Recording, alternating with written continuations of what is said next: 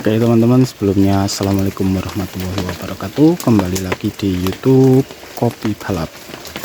Konten kali ini kita akan bahas cara memilih entres, cara memilih entres yang baik atau yang benar. Ini jika ada salah-salah kata nanti mohon dikoreksi, kritik dan sarannya kami tunggu di kolom komentar. Ini banyak teman-teman yang mengembangkan jenis klon kipas atau Raja modelnya sekarang. Kalau dulu ngetren yang menjadi primadona itu Tugusari hingga disebut Kopi Legend. Kalau sekarang pindah pada ke kipas atau dahan Raja. Jadi untuk pemilihan entresnya ini usahakan yang seperti ini. Seperti itu ada siripnya seperti itu. Cuman yang satunya itu enggak ada siripnya. Walaupun enggak ada siripnya, itu keluar Raja, dan itu baru saja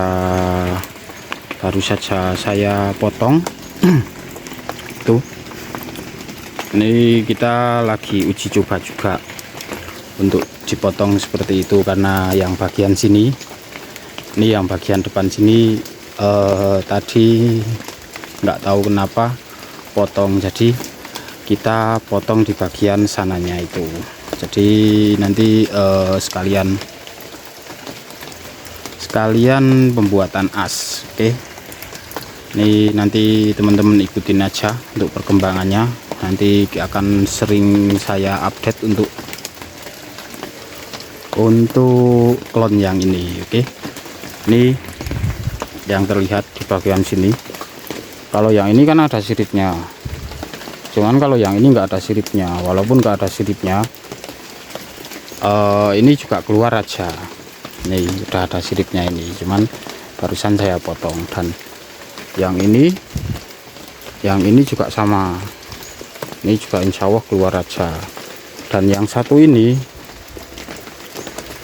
modelnya saya kasih dua entres seperti ini, jadi antisipasi ketika yang satu mati, yang satu insya Allah hidup seperti ini. Contohnya seperti ini.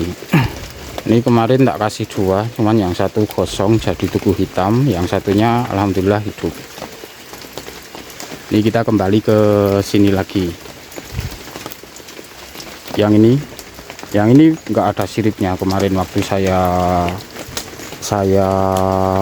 entres itu.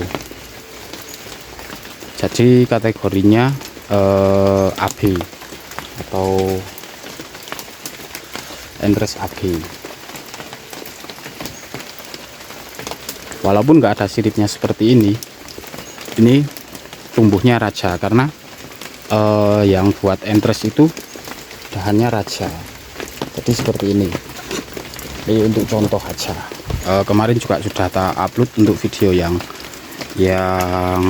baru. Ini untuk contoh aja seperti ini.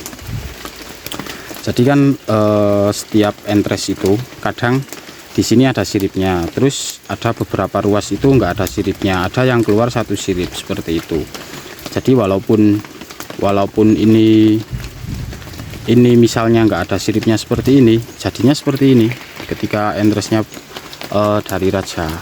Dan ini juga udah keluar tunas Raja. Nih kita jauhin dikit.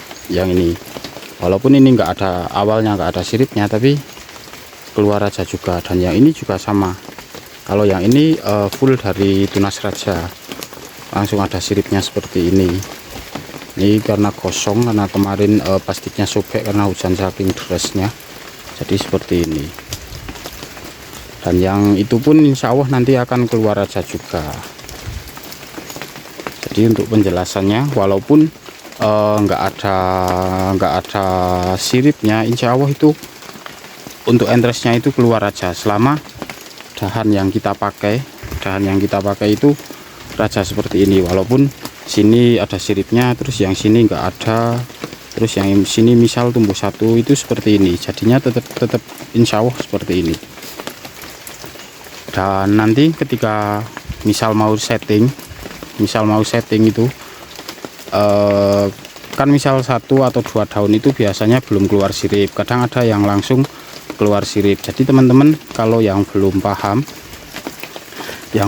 seperti saya, nanti kita sharing-sharing, itu nunggu aja, nunggu keluar 2 sampai 3 ruas dulu, baru nanti diseleksi mana yang raja, mana yang ranting. Biasanya kalau yang tumbuh pertama itu misal nggak ada siripnya seperti itu, biasanya itu tumbuhnya, sepengalaman saya itu tumbuhnya ranting dulu. Jadi biarkan 3 sampai 4 ruas dulu, nanti biasanya akan keluar. Misal nanti itu akan menjadi ranting produktif atau akan menjadi raja.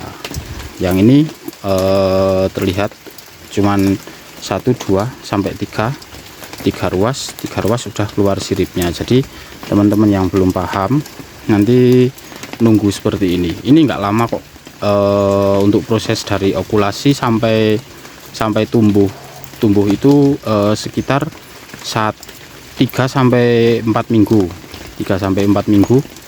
Cuman kalau yang ini perkembangannya cepat. Kemarin ada yang 1 bulan untuk tumbuhnya, dan untuk mencapai ya titik tumbuh yang sebesar ini membutuhkan kurang lebih waktu sekitar 1 bulan. Jadi ini kami entres di bulan 10 kemarin, terus titik tumbuhnya bulan 11, dan ini udah sebesar ini, udah segembong ini. Kalau yang itu juga sama, yang itu hampir bareng sama ini, cuman yang itu masih saya sungkup karena baru mecingit kecil itu. Cuman kalau yang udah nggak ada atasannya seperti ini, ketika udah dipotong seperti ini pertumbuhannya akan lebih cepat. Oke, dan ini saya spilin juga nih. Ini juga saya belum berani potong karena ini emang entresnya nih nggak ada siripnya kemarin. Cuman apakah akan tumbuh raja atau enggak, ini nanti kita update lagi yang seperti ini. Ini sebenarnya ketinggian untuk entresnya seperti ini, tapi ya nanti kita update lagi lah untuk cara-caranya dan untuk cara settingnya. Oke, jadi terus ikutin perkembangan YouTube dari kami. Oke, dan ini juga tunas raja, ini klon tubuh sari, ini belum saya sortasi, ini masih proses pemulihan, jadi banyak banget untuk entresnya. Nih, kalau yang seperti ini raja, dan ini insya Allah hidup karena udah beberapa minggu nih. Mohon maaf nggak kelihatan. Nah seperti ini. Terus lanjut lagi yang ini juga raja. Maaf nih, yang ini ranting, nanti kita coba setting. Ini insya Allah juga hidup seperti ini. Jadi ketika teman-teman melakukan okulasi ya seperti ini yang saya tadi bilang nih.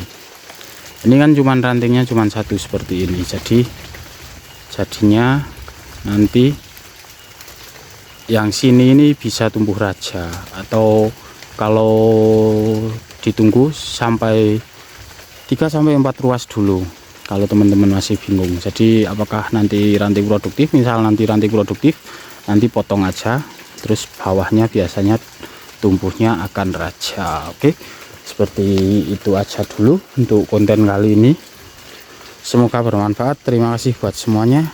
Salam petani kopi, sehat selalu, lancar terus rezekinya, dan sukses selalu. Oke, salam kopi balap, gasken. Assalamualaikum warahmatullahi wabarakatuh.